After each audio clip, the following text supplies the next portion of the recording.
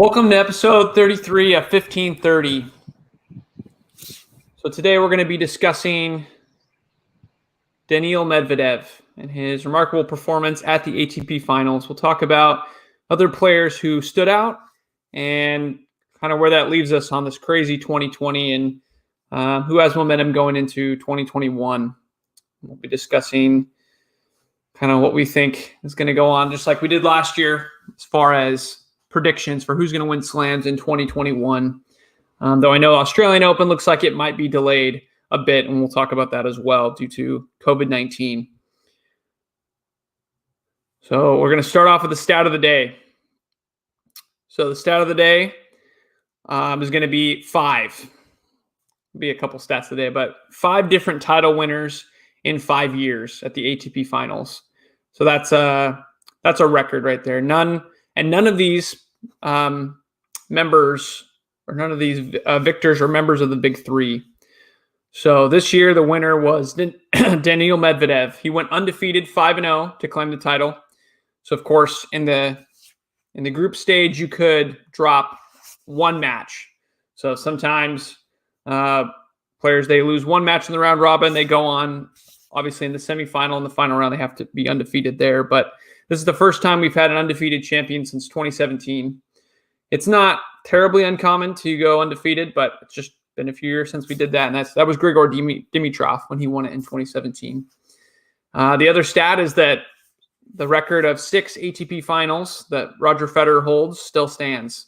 So Djokovic is at 5, one behind him. And since Djokovic lost in the semifinals to Dominic Thiem, he is paused there, one behind Federer. But Matt, what was your thoughts on this amazing week of tennis where you had the top 8 guys in the world facing off? Any thoughts on that? Yeah, I mean, it's always fun to watch, right? Always great competition.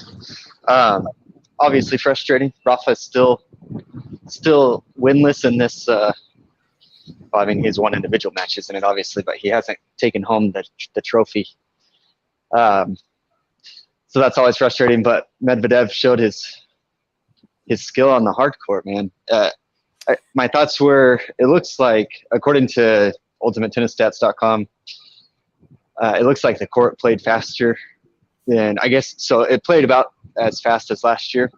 But before that, it looks like it was more of a slow court, but it looks like they're, for whatever reason, kind of speeding up or increasing the speed on those courts. So that certainly, I think, plays an advantage towards Medvedev's game and a lot of those hard court players with big serves. But obviously frustrating to not see Rafa there, but some really good tennis, really good, high level. Right. Yeah, that was kind of my thoughts too. And especially when you consider Medvedev went to the ATP finals last year, of course, in 2019, and he didn't win a single match, right? So kind of like Rublev came up a little empty. I think he'd ended up winning one match, but Rublev didn't feel that great. You know, he had such a great hard court season, really a great season overall, and then he kind of fell flat at the ATP finals. He might be able to take some solace from the fact that his Russian buddy Medvedev won it all in the previous year. He didn't win a single match. So I really think it's an amazing turnaround. Beating guys like Djokovic 6-3, 6-3, very routine in the round robin stage. The semis and the final got a little interesting, and we'll talk about those matches. But I mean, all credit to Medvedev. Again, before we get into the numbers, just looking qualitatively, it's just amazing to watch him with his variety of shot making. I've never seen a guy who hits the forehand up the line so much, but not hitting it for a winner or an approach shot. He's just pushing it up the line to add some variety and to look for better angles, right? He's looking to end the point with usually his backhand as a winner or no winners really at all, right? Besides maybe the serve, as you mentioned. He's a big serve. But he's looking for the rallies. He's described himself as, almost like a chess player, looking a couple points ahead. He likes the variety. He can come to net and be very effective. So he has shown that as well. He's got the different slices, but he's a guy where, a lot of guys run around their backhand to hit forehands.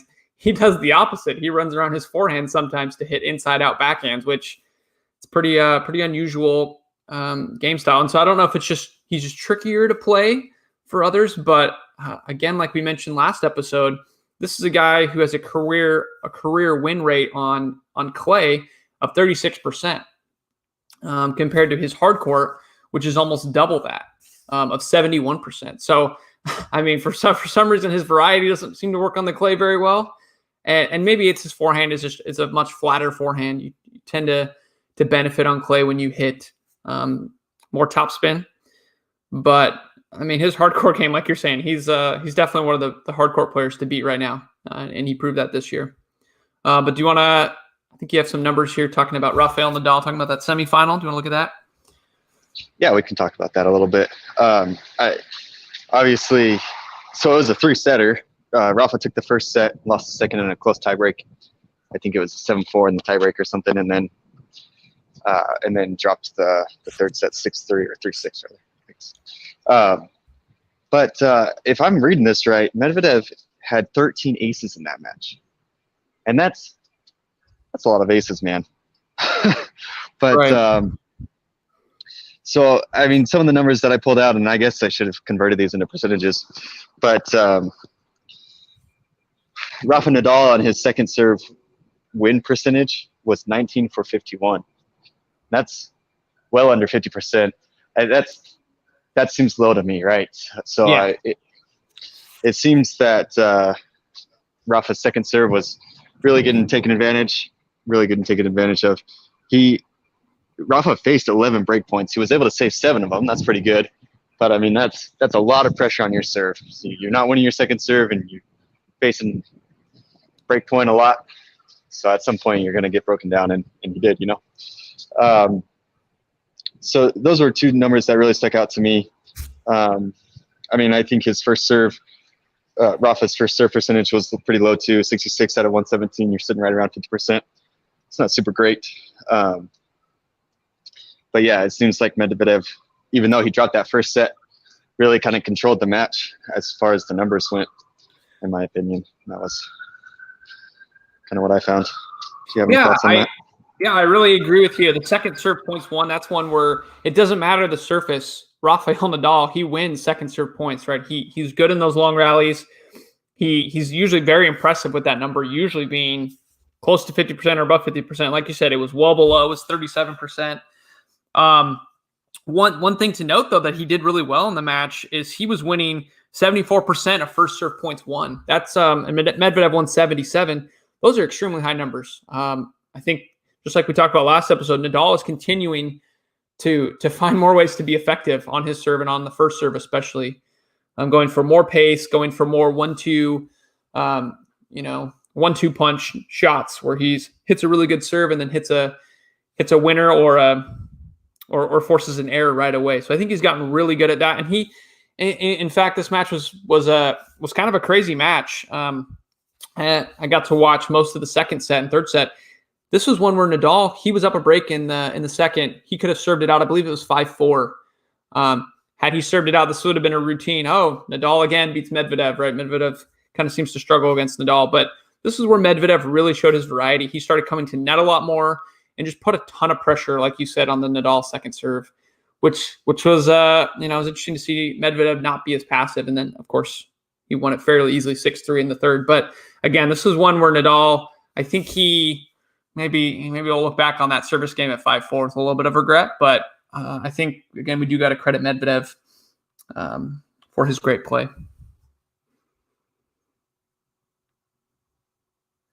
Yeah, that's really interesting. I don't think I realized he was up a break in that second set. Yeah, because the numbers, it just shows it very tight, and but that second serve points, like you said, I think that's the key to the match.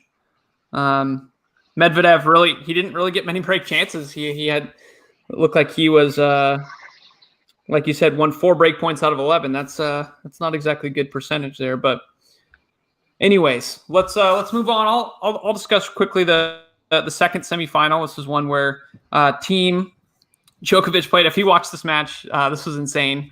Right, Team won the first set 7-5. The second set in the tiebreaker, Team had many chances to win it, and Djokovic somehow came back. This was one where both guys were playing extremely high levels of tennis. But one thing I did notice was that Djokovic, certain points it benefited him, other times it didn't. He was just trying to shorten the points, in my opinion, way too fast. He wasn't using his advantage. And maybe it's because Team was doing such a good job with his variety on the slice backhand, keeping that slice low.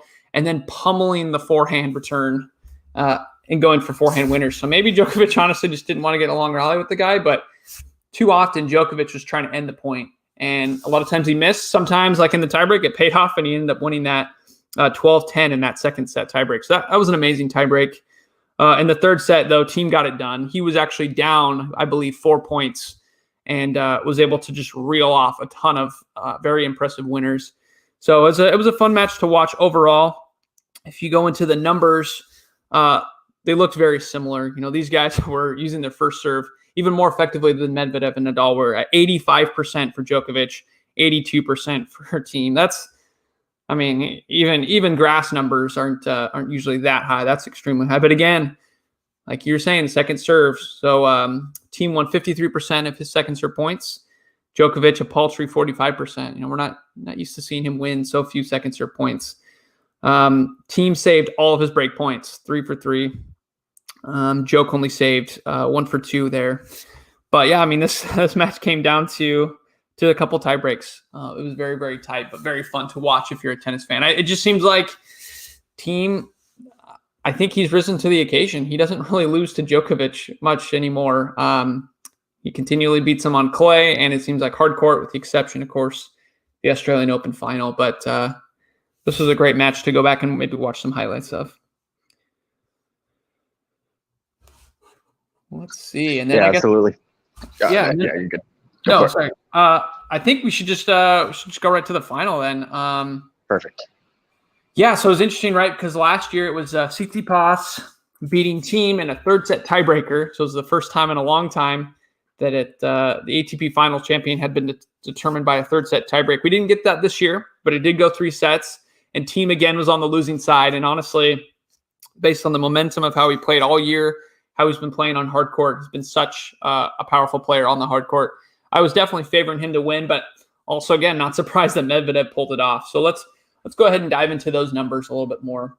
So first serve points won. Medvedev continued his pace that he did in the semifinals. He won 77% of his first serve points. Team was at 74%, so again, very comparable there. But again, it's coming down to the second serve points won, where Medvedev won 55%, Team only won 44%. The ace advantage went to Medvedev, but Team still had several as well. And then return points, the guys looked almost identical. 34% return points went to Medvedev, and 32% return points went to Team. So this was a nail biter. If you calculate their serve factors, which I did, Medvedev had 101 serve factor, and Team had 98. So the differential is only 3. And if you remember times past, at least when the model is used for a 5-set match, if you win by 30, a difference of 30 in your differential there, it's usually a very lopsided 3-set, straight set victory. If it's like 20, difference of 20, it's usually like a 4-setter, so fairly tight. And then if it's 10 or less, it's usually a 5-setter. And this one is a difference of 3, so showing that there's not much separating these guys. These guys were very, very tight, and the point showed it as well. It was a difference of 3 points. Medvedev won 115 points to Team's 112 points. But it was a very fun match, very, very much back and forth. But I think Medvedev's variety and his ability to just stay in some of these longer points in the second serve points won really won him the match. But credit to both guys. It was also a very fun match to watch. Any thoughts on that, Matt, on the final, or on where both of these guys have come this past, I guess, couple years now? Just that, yeah. It's obviously high quality tennis, and it's refreshing, right, to see some non-big 3 winners. As you said, the last 5 years we've had that, which is impressive. At the finals. I think that's about it. I think that this isn't necessarily just a one-off, right? Every year you can make the argument. Every year we talk about this. Oh, the next gen's coming. Somebody's going to finally take up. And I think we're actually finally starting to see that. And maybe it's because the big 3 are finally getting to show their age a little bit. Maybe getting a little bit tired. But nonetheless, you are starting to see this. No longer are these upsets in the sense that they were a couple of years ago. Now it's more expected. You know, the big three might still go into matches with the betting odds, right, as betting favorites, but it's becoming more and more normal to see them drop it now. So, right. I mean, credit to Medvedev. He beat Rafa and Djok on the way to the finals, and then took out Thiem. That's high quality tennis that needs to be consistent, right? It's not just one match here, one match there, not even just two matches here. It's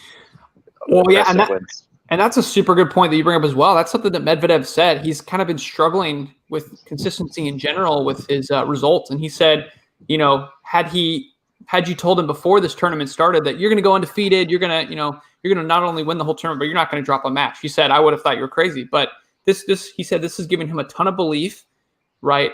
Going into the majors. He beat, like I said, beat Djokovic straight sets. He beat Thiem. He beat Nadal. He beat everybody, right? Zverev. This is giving him a ton of confidence, and I think, like you're saying, I think it's, you know, maybe the best analogy is it's like a sunrise, right? Where, you know, slowly the young guns are starting to rise up, but it's kind of hard to tell exactly when that point is because it's so gradual. But like you're saying, I do really feel like we're hitting that point. I mean, even Andy Murray was discussing his picks for the semifinals before they were played, and he said, yeah, I think I'd pick Rafa, but he's like, that's so close.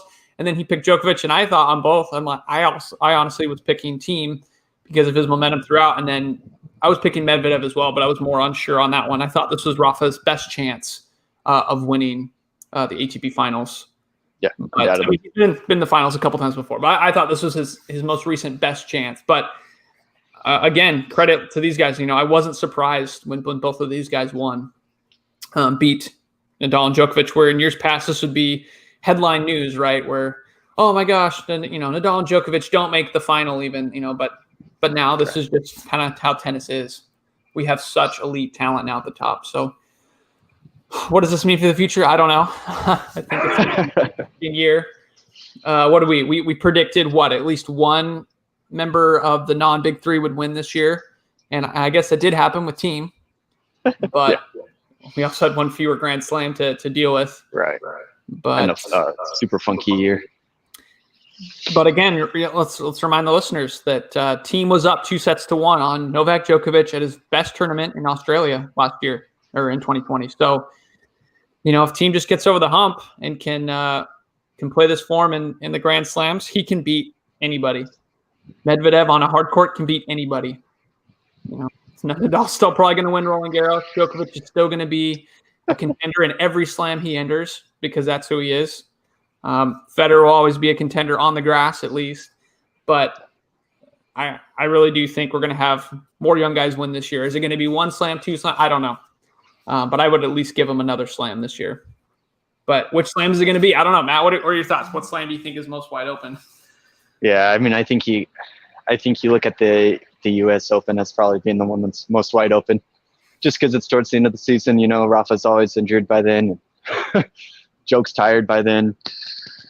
But who knows? Just like you said, I mean, it's you have these guys coming up that at least on certain courts, maybe not across the board like we've seen the big three dominate.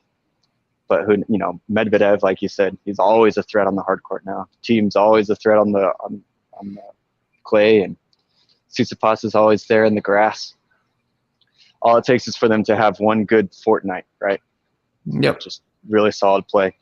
So it'll be interesting to see. I think you're right. I think we'll at least see one, if not two, man. Maybe somebody will sneak in. Yeah, I'm kind of getting the feeling that the hardcourt majors this year might be pretty wide open. Even Australia, I don't know. Yeah. It's let's talk about Australia for a quick second. So the most recent that I've read. So right now the Australian Open is slated for its normal time, kind of end of January. The problem is when the season kind of starts when people arrive to Australia for practice, it's not giving them much of a window because the government of Australia is mandating a 14-day ROM period due to COVID ramping up. So they can't practice during that time. They are confined to their hotel room, a very strict quarantine, it sounds like. So based on that, they wouldn't be able to get practice for those 2 weeks. and then the time window for the Australian Open started would be within a few days. So what we're hearing from the governing bodies of tennis is that that's not probably a good recipe for a major when people don't have practice. So it's going to be pushed at least a couple weeks probably. People are also talking February, March. There's so much that's unknown right now, but I don't think it'll be its normal time. Yeah, kind of interesting there, the Australia being different. Yeah, I thought I'd heard mid-February, but I guess that was just conjecture by somebody. No, yeah, that's totally possible. That's completely possible. So that will be something very interesting to watch. I don't know if that'll change, who would be favored or whatnot, but that's interesting. Let's also go. Let's look at team's career average versus his 2020 year. I just want to point out a couple things of how he did this year and how he's improved. So really looking at the serve, besides improving his first serve percentage by 3 points, there's not a lot different. In fact, he won a few percent less on his second serve points won. But he was able to save 2% more break points, leading to 1% more service games won. So you think, that's not too big of a deal. It's 1%. But then on a return game, he's getting better at those first serve points or first serve returns won. And he's getting into those rallies. So it's 2% better, which is pretty significant, which is helping him win 3% more break points won, or, not necessarily that those are correlated, but he's also winning 3% more break points won, which is leading him to win 2% more of his return games. But what I really wanted to get at was, if it seemed like Team had a better 2020 than his average, and Team's been fantastic for many years now, it's true. He won 8% more matches won in 2020. So pretty big deal. Again, we're not seeing a ton of changes, especially on his serve, but the guy's getting better at returning big serves, handling the Zverev serve or the Medvedev serve. I think we could see Team do better on some of these fast courts, maybe even, dare I say, grass, if he can find a way to win more return points on the first serve. So just wanted to put that out there, that Team had a fantastic 2020, won one Grand Slam, but he really did produce bigger results. Smaller tweaks in the stats maybe, but that's a pretty big result. And then I also wanted to look at Medvedev. So first of all, looking at the ATP finals, I always like to look at which stats are kind of the key stats, because it's different for different tournaments. So looking at like the winner average. So for the ATP finals, it looks like the winner was 11% better on average at winning first serve points won. And like you're saying, on a really fast court, that makes sense that the first serve is a big factor. But as we pointed out with Medvedev, second serve points won was also a big deal. That was 10% different. So both of them pretty much equally weighted. Very important in order to win a match there. Break points was only 5% better, which was surprising to me. Break points are usually pretty high up there. So the winner of the match only won 5% more break points than the loser did. And then return points was at 11%. So kind of weird. That's the way the numbers shook out, at least for every one of Medvedev's matches that he played, that equally weighting the first serve points, the second serve points, and the return. And maybe that's just a commentary on the way Medvedev plays, that he's just so solid. He has a big first serve. He's finding a way to win his second serves, and he wins a lot of return points. But just wanted to point that out there for Medvedev. And then also look at his career points. So for his career serve factor has been 86. So, and what makes up the serve factor, right, is, again, the first serve points won is 74%. That's incredible. Don't really expect that to get much better, but it did. In 2020, it was 4% better, 78%. That's an absurd number. His second serve points won were 52% for his career, which is, again, good enough to win matches.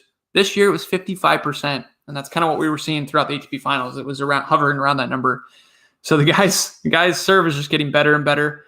On the return points, they were pretty much identical, so maybe there's not much more room for him to get better, but his career is 39% return points won. 2020 is 40%, and usually in the high 30s is pretty good. 40%, that's astronomical. And break points were, again, pretty identical. So didn't really see too much on the return this year. I think he was already a good returner, but he found ways to be even more effective on his serve. And I think we're seeing him at a level where looks like he has the stats in order to beat the top guys, and maybe this translates on best of 5 and he can win some slams. So wanted to point out his career numbers there. Also expect Rublev to have a great 2021. And maybe even he'll win some matches next year at the ATP finals. I don't know, following Medvedev's steps. But any thoughts, Matt, on any of those numbers, or on who you're looking at for 2021? Yeah, I'll throw some numbers out there too. To bring us back to the ATP finals real fast, and Rafa's poor performance. If you want to see a lot of red, you compare his performance in the ATP finals to his career, and he's down percentage-wise in every single aspect of the match of tennis, right? So I mean, and he's down pretty significant. I mean, so we were just talking about how like 2 percentage points with team was like a pretty good thing, but his first serve win percentage is down 3%. His second serve win percentage is down 3% as well. And his return win percentage, so his first serve return win percentage is down 8.5%. His second serve return win percentage is down 4.5%. He's winning 3.5% fewer break points. So overall, he's losing, or he's winning almost 7% fewer return points. Long story short, I don't know if he's just if there is real merit to him being just dead by the end of the year, or if it's just pressure, or if it's just, who knows. But his performance at the ATP finals is very uncharacteristic of Nadal for the way that he plays throughout the year. I thought that was interesting, just to throw those out there. But I mean, in direct contrast, right, to Medvedev, and you say, looking at these things that are improving, that's if he can maintain that again, through this year, then he'll be in contention, obviously, for a lot of at the end of a lot of these tournaments. It'll be interesting to see what he can do and what he can improve this coming year. If he can be like the big three and continue to focus on different aspects of his game and continue to bring them up. But yeah, I mean, I think obviously consistency is key for everybody. We see flashes from all of these guys coming up. Tsitsipas, team's obviously more consistent than the rest. But Zverev played really well this past year. Yep. We haven't even talked about him. And if they can maintain that and maybe improve in just a few areas, 1 area, 2 area, then you can start to see some really, really competitive. I think the idea of the big three will kind of disappear in essence. Right. There can be so much parity that it doesn't matter. Call it a big 5 or call it whatever you want, but they're right. I mean, at that point, you get the Big 10 or whatever. But you're right. Okay, well, that's just the top 10, and that's awesome, right? That's what you want to see. You want to see more competitiveness. I think the Big Three played their part in this last decade or whatever of dominance, and have really brought tennis to the forefront with just incredible play and incredible, just all of the wins they've brought in. But I think it'll be nice to finally start to see some, some more competition. Suddenly these Big Three aren't expected to be in the finals of every tournament and of everything they do. That would be nice to see. So yeah, you brought up some great points there, right? Like Nadal, for some reason, he actually excels, contrary to proper, he does actually excel on the hard court. It just seems to be the narrative of the indoor court. Not exactly sure why he struggles more on that. I don't know if the first serve has a greater effect on the indoors, or other players seem to rise to the occasion more than him. But either way, it just seems like that's not his, it's not his preferred surface is indoor hard court. But you're saying, that's interesting. I still saw exceptional improvement with him on his first serve. Look to see if he's going to do that in Australia and Wimbledon. That could help him win a Wimbledon crown. He hasn't won one in a while. He's won 2 Wimbledons, but last one was like 2010. So who knows? Maybe he'll go further in Wimbledon if he's having a bigger first serve. Well, and that's the other point too, right? I mean, it's easy to talk about these other players improving because, they're newer to the scene. There's always things to improve when you're younger. But the Big Three aren't stagnant by any means, as you've said multiple times. they're going to be there improving their game just the same. And so it's like, who can get the bigger improvement? Yeah. But sorry, I didn't mean to interrupt you. No, yeah, and improve the stats that will actually help you and not take you away from the way you win games, right? I mean, Nadal, we don't want him to shorten, just like Djokovic, right? Why is he trying to shorten points too much, right? We know he's good in these long rallies. Yes, he can also hit some great serves and some great 1-2 punches, but does he really need to be shortening the points that much? Arguably maybe not, but that's just kind of what he sort of did against Team. His default was. So interesting to see what adjustments they'll make. But I guess for 2021, the things I'm interested in knowing to kind of close up, because we've already talked about, we do think someone non-Big Three will win at least one slam. Maybe I might even go with 2.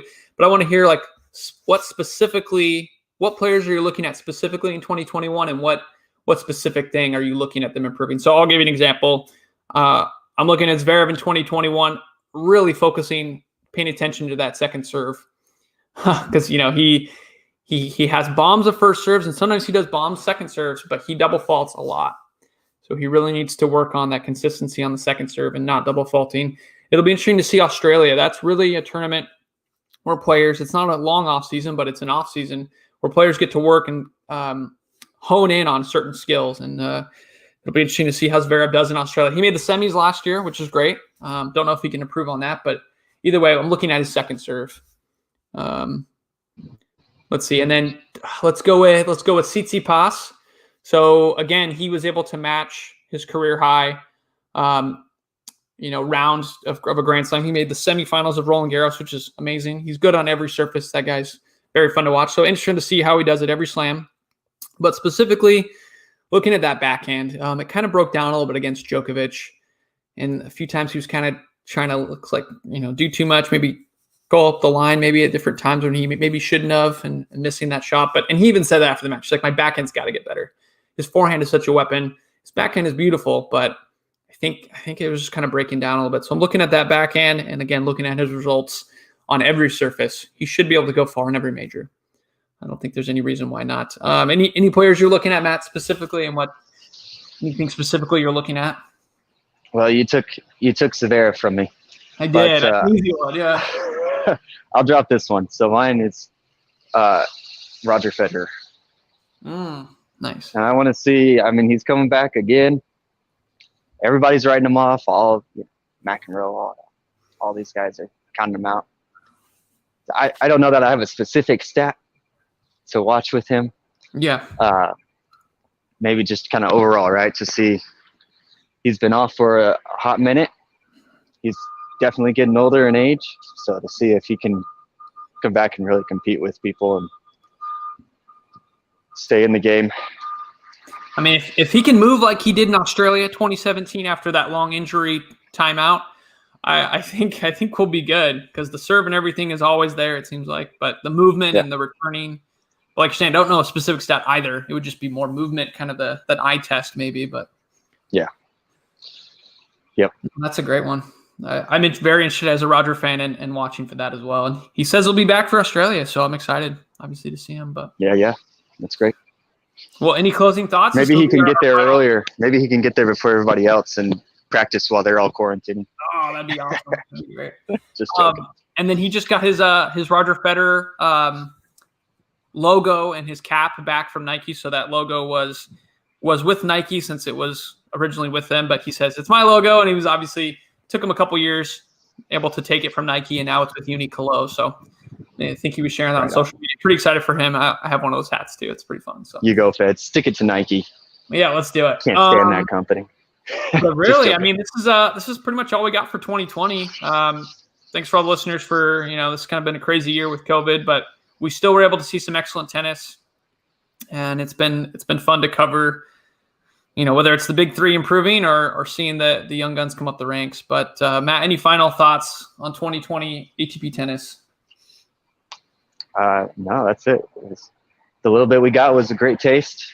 Hungry for more, and hopefully 21 is fantastic. Get that vaccine in there, and let's roll. Let's do it. Well, as always, please visit us at cognitionsphere.com. Theme music is brought to us by Kevin MacLeod with excerpts from his song Cool Rock. And please just share our podcast with a friend that loves tennis. And we thank you for that. And until next time, we will see you on the court.